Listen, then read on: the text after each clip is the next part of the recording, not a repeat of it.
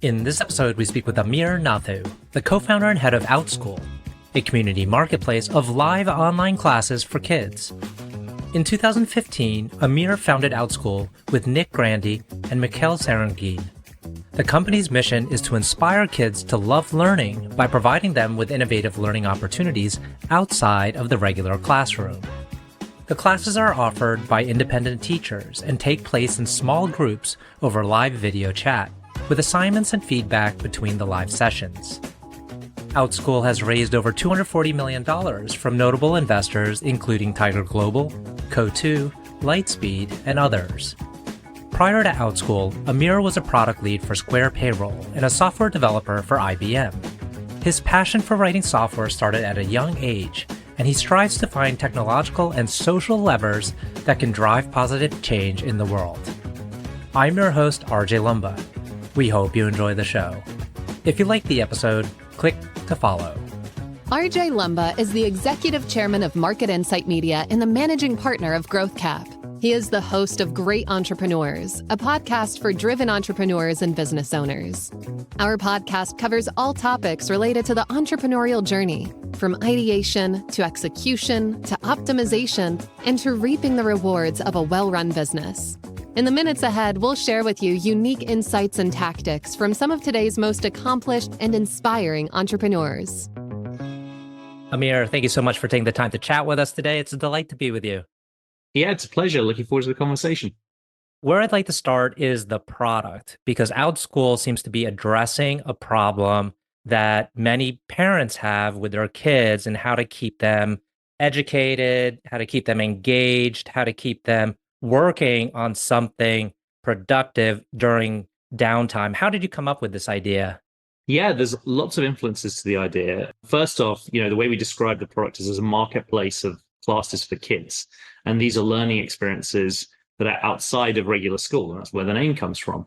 And the origins of the idea come from multiple different influences, one of which was my own experience and the realization that, as I wanted to have kids when we were founding the company, that while I had a fantastic traditional education in the UK, so much of what I've used in my life has been useful to me, I learned outside of school because of my parents' support with my schoolwork. They were both teachers, but also pursuing those interests outside of school.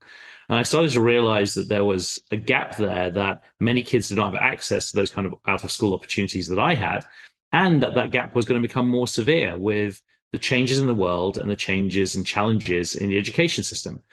And because, the other trend we're seeing is much greater parent anxiety and increasing parent anxiety about their kids' education, because they've seen how the world of work has changed, how the world is evolving. And unfortunately, our institutions are struggling to keep up, and it's hard. And that's nothing against those institutions, it's just hard to the speed of the change. So the idea came about, well, what if we could offer an incredible variety of learning experiences outside of regular school to allow families to supplement the traditional system? As a parent myself, and I've got two children, they're each involved in different activities, but there's still big gaps. And so during the day, especially in the summertime, where if they don't have a camp, then they're on their screens. But you provide an alternative. One of your children could be on a screen, but they're actively learning something new. What are some of the most popular courses that either the parent or the child chooses? Well, we have some incredible variety of courses, over 100,000 classes. So it's difficult to pick favorites, but we can see from the data, certain classes have just blown out of the water. Things like financial skills for kids, things like technologies, like programming and AI, crossover subjects. So learning critical thinking skills through Dungeons and Dragons or learning math through art are very effective as a way to inspire kids in kind of traditional subject areas by linking it to interests. And of course, all the regular core subjects like mastering the 5-paragraph essay or learning algebra, because oftentimes, even when kids are motivated and would like to learn a subject, there's just something that's not jiving for them at school. Maybe it's the wrong learning group. Maybe it's they just don't get on with the teacher, and that shouldn't hold them back in order to have great learning experiences. So that's what we achieve by providing that variety. And hopefully I've given you a sense of the kind of classes that we can offer. Super helpful. One of the things that I hear parents talk a lot about is instilling in their child an element of resilience or grit, or learning how to cope with challenges.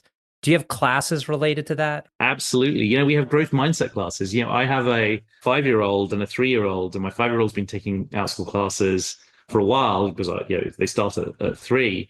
And one of his classes is growth mindset. And we have classes on grit and resilience and other elements of executive function and social and emotional learning. And what's incredible for me is growing up, I never had access to those kind of classes. It's all, sure, my parents would be key people influencing me, keep going or get started and that kind of thing. And so it's funny. Sometimes when I play video games, sometimes with my own kid, and we take turns. Then when I'm doing the video game, he's going, "You can do it! You can do it!" Because he's learned to build a internal and external voice to offer encouragement, and you can see the value of that. And it's things like that now throughout school, families can have access to at different ages than when they'd be traditionally thought. And parents aren't alone in trying to just provide those skills themselves. They can work with skilled teachers to help. And so conceptually, this business makes a whole lot of sense, but it's not that easy to start it and to execute it and to start seeing traction. What were some of the surprises early on, and how has the idea evolved based on kind of your early learnings about launching the product? Yeah, totally. We had a number of surprises, as you always do in entrepreneurial journeys. And, look, building startups is hard, very hard. And then trying to create a marketplace is doubly tough because it's not just about getting customers, it's about getting customers on both sides of the marketplace. In our case, teachers and families. The good news is this was my second startup, so I had some ideas of what we're getting in for, and many of our core hypotheses, such as I shared about the need for this, did play out. But there were a number of surprises along the way, one of which was the learning mode. When we started, we wanted to offer this marketplace of out of school learning experiences, but we didn't know what the right format would be, whether we're going to provide like multiple different formats or whether we're going to focus on one. And we actually started by providing in-person classes here in the San Francisco Bay Area, looking to expand that. It was like, okay, well, we're going to try in-person classes first, see what we learn. We targeted an early adopter community of secular homeschoolers in the Bay Area and saw what we learned. One thing we saw these families doing is taking online classes on Zoom or Skype. And this was back in 2015 when that concept was less common. And, hiring a teacher and banding together with other families and taking these group classes. So it wasn't just online tutoring, which was more common, but it's like group classes through these online platforms. Well, that's odd. That's a niche within a niche. How effective can it be? And we started to say, okay, we'll try offering these classes through a marketplace. And that part of the marketplace just blew up. And we sort of realized, oh, wow, there's something really interesting here.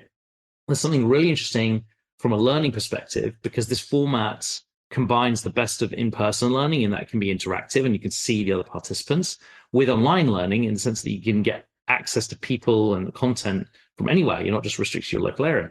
And business advantages, because it's much easier to get initial scale and liquidity in a marketplace if you're removing a geographical constraint. It's a great business advantages, and economic advantages to all participants because teachers could earn more and families could pay less than with in-person classes because you don't have the logistics and costs of a physical location, or one-on-one tutoring because the cost of the teacher's time is split between families. That was the big surprise, that insight and that learning that we got through experimentation. So we doubled down on those small group live online classes and really saw initial product market fit and scale it up. And then when did you transition over to focusing, or were you focused on children at that moment? Yes. So we were always focused on kids learning. Mm-hmm. And we made that decision very early on just by looking at other players in the domain and recognizing that there was already great progress made in the adult learning domain with the likes of Udemy and Coursera and Skillshare and Lynda. So there was a professional learning sphere that was starting to grow, but that same kind of transformation hadn't happened in kids learning. And also realizing that there's some different characteristics about kids learning and how the needs and how the product and market needs to operate, which I think are very attractive from a business perspective as well as from an impact perspective. And how easy was it then to get the word out, to market this to the broader population? Getting the word out is always tough. There's a saying that first-time entrepreneurs focus on creating a great product, second-time entrepreneurs focus on great distribution. And I think that's very apt because you quickly learn that building a great product is not enough. What we very much focused on in the early days was community-driven growth. So what we recognized is, especially within our early adopter community of secular homeschoolers, these were families that talk to each other. that were already networked through Facebook groups or Yahoo groups, and would go on in-person field trips together and in-person meetups. And they also already worked with existing teachers. So we'd constantly be asking for referrals. It's like, when we got a homeschool family on board, we asked, well, what teachers do you already work with? What organizations are you already part of? Who's the moderator of the email list, or who's the moderator? Who can we go talk to them? And similarly, like, which teachers do you work with, and talk to those teachers and say, well, which communities do you serve? And in each of those conversations, selling the vision that wouldn't it be great if there was this platform that could both make your lives easier today, but also this vision of creating a much more flexible, dynamic education system that could supplement the traditional system, and getting them on board. And that was successful, and to get to initial kind of liquidity and scale. But with consumer products, there can be this idea of, oh, you need to get to like 1 million families, which is where we are now. And to do that, you must do really scalable things from the start. And it really doesn't work that way. Well, there's a famous saying, which comes from Paul Graham, which is do things that don't scale. And so the early stages of consumer startup look more like a B2B startup than you think. It's literally like picking up the phone, going meeting key influencers in your community in person, recruiting the first 10 parents one by one. And sometimes I think founders try and skip that step because it's the not glamorous part of starting a startup. So you mentioned you had an earlier startup, and I'd like to actually go back to your story. Obviously, you're from the UK and you made your way over to the States. There's things that happened in between, but tell us about yourself. Yeah, so I grew up in the UK. I always wanted to be a software entrepreneur or an astronaut, which is kind of a surprising combination. A lot of kids want to be astronauts for fairly obvious reasons. Why a software entrepreneur? Well, my father was an entrepreneur. He ran a small business in electronics. He had an electronics store on the outskirts of London. And so we're always like talking business ideas around the dinner table. And then, software, because I was very fortunate to get access to computers at a very young age, because through my father's electronics store, he was starting to sell these like little gaming machines. And at the time, he had to kind of be on the command prompt and program. So I got interested in software, got interested in programming. And, the two together got interested in software entrepreneurship. And so when I graduated, I worked for IBM for a number of years. That was one of the few places you could do really serious software development in the UK at the time. And then I left to found my first company with a colleague. Made my way out here to the US because pitching for funding, one of the places we looked for was Y Combinator, which was an early stage incubator at the time. And we were accepted into the 2008 batch and arrived here, saw Silicon Valley, realized that this was the best place in the world to create software-based and internet-based companies. And moved out here thinking it'd be a few years, and 15 years later and 2 American kids later, still here. And I can talk more about the twists and turns with my first startup, but ultimately we were acqui-hired by Square. And I spent a couple of years at Square as a product leader, building out their Square Payroll product, which is still part of their product line today. Fantastic time, pre-IPO. It was just like an incredible time of growth, and then moved to found Outschool. What do you think is the hardest part about being an entrepreneur?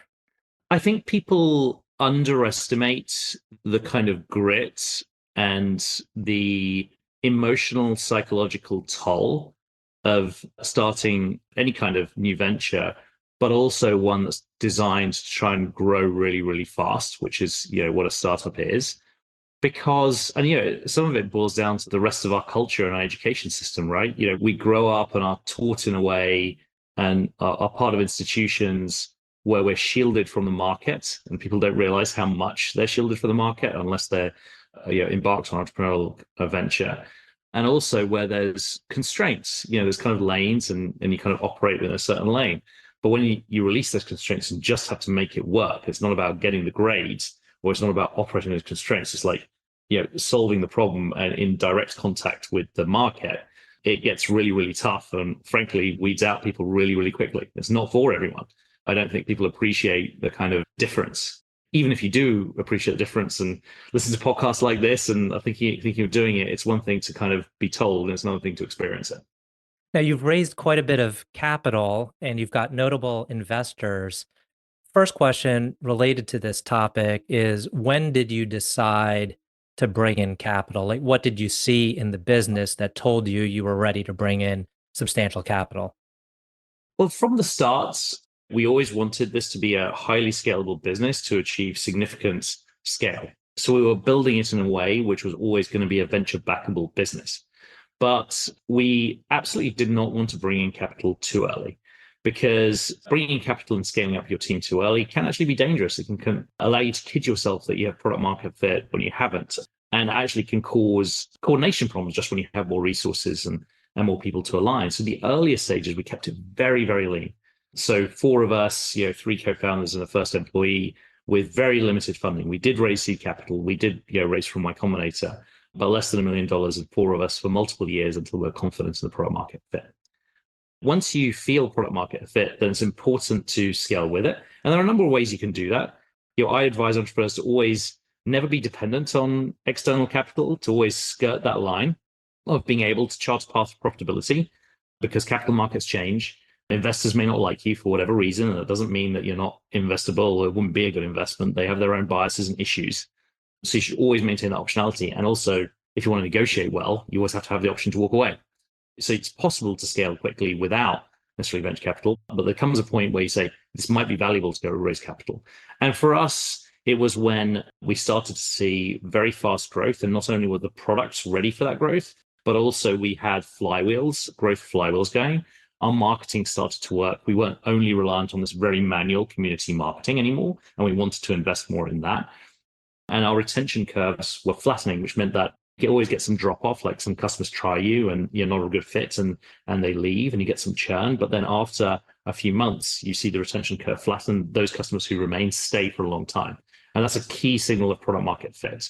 And so when you see those 2 things, when you have some kind of growth flywheel that's starting to work and you want to put fire on it, and your product is retaining customers well, that's the time when we really started to scale up our investment. The second part to my question related to investors is, have they provided value beyond financial capital? Yes, though I would say, it's mixed. And investors will sell you this, right? Because when they compete with each other, and one of the ways they compete is my dollars are better than the other person's dollars because I personally, as an investor, have experience, so I can help and advise you. Or my firm has these capabilities, such as like help with recruiting or these networks or help with PR. And I think what you have to remember as entrepreneurs, this is a sales pitch with a lot of incentive to aggrandize what it is.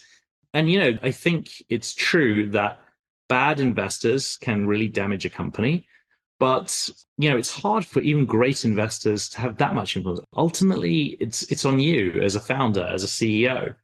And yes, you can get the advice, and yes, you can try and leverage your investors, but it's not something to be relied on.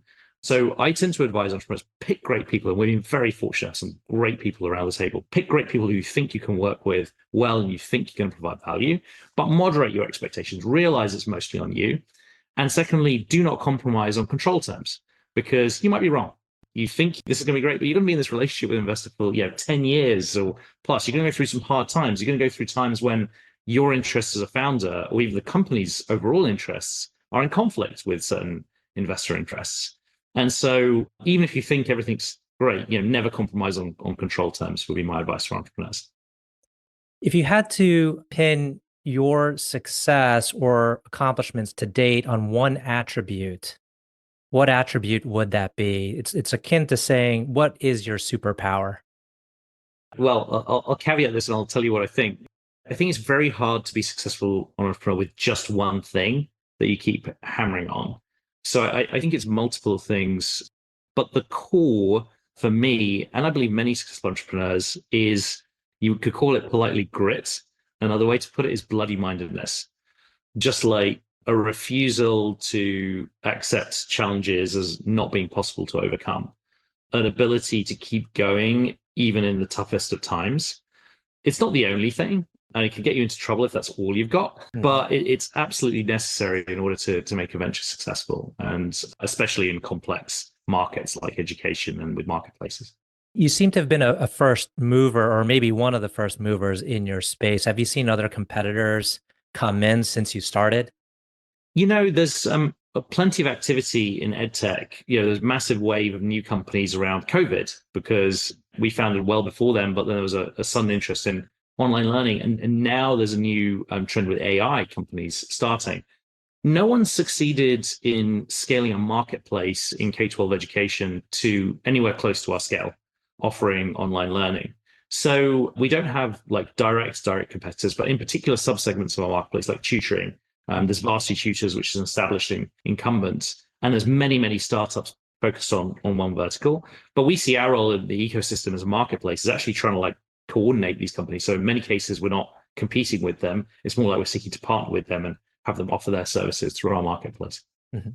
Okay, last two questions. One is, can you tell us about a person who has had a profound influence on you? Yeah, there's multiple people that spring to mind. I'll say one which is maybe unusual in the tech entrepreneurial ecosystem, as many people point to famous operators or investors. But I'll point to, I never met the guy, but I'll point to Larry Harvey, the founder of Burning Man. What he achieved was to create a very unique movement that is completely on its own in terms of what it is. It's hard to categorize, that has changed the world in many ways. And the ideas, whether or not you attended Burning Man, not many people do in the grand scheme of things, but the ideas coming out of it and the influence is incredible. I just love the framing of startups as being about trying to create a movement to drive change as being the core of it, as opposed to being about technology or business or all the things. I think the technology and business, in my view, are tools. And it's about creating that movement towards change is for me, the core of how I approach startups. I think many people admire approach startups. And I see him as almost like this analogous character to Paul Graham, who also is an incredible thought leader and visionary, and has created a movement of how to create startups within the startup ecosystem. But Larry Harvey is underestimated as an influence on the world. I could name many more specific to Outschool, Jennifer Carolan at Reach Capital, who was such a visionary and was investing in edtech before it was cool, and Jeff Ralston, who was the former president of Y Combinator, who has been in education a very long time and very influential in terms of my motivation and thinking about education. So many others, but I'll leave it there. Excellent. Last question. Can you tell us about a charity, cause, or other endeavor that you're passionate about? Yes, absolutely. I'll say two. So outschool.org, we have a nonprofit wing to Outschool. We found it during the pandemic because of the realization that in emergency situations, the people who can turn to platforms like Outschool to help with their kids, but that's not available to everyone if they can't pay out of pocket. So the idea was, well, how can we enable more people in emergency situations or just without means to access the latest technology? So very passionate about their work in enabling education access. And also, I'm very involved with the situation in Gaza, trying to provide humanitarian efforts and also change the political landscape, given the horrors that are going on there and American complicity in those horrors. And so I'm involved in projects through Tech for Palestine in order to shift the political landscape and provide humanitarian assistance. Wonderful. Well, Amir, want to thank you again for taking the time to chat with us today. This has been a great conversation. Fantastic. It's a pleasure.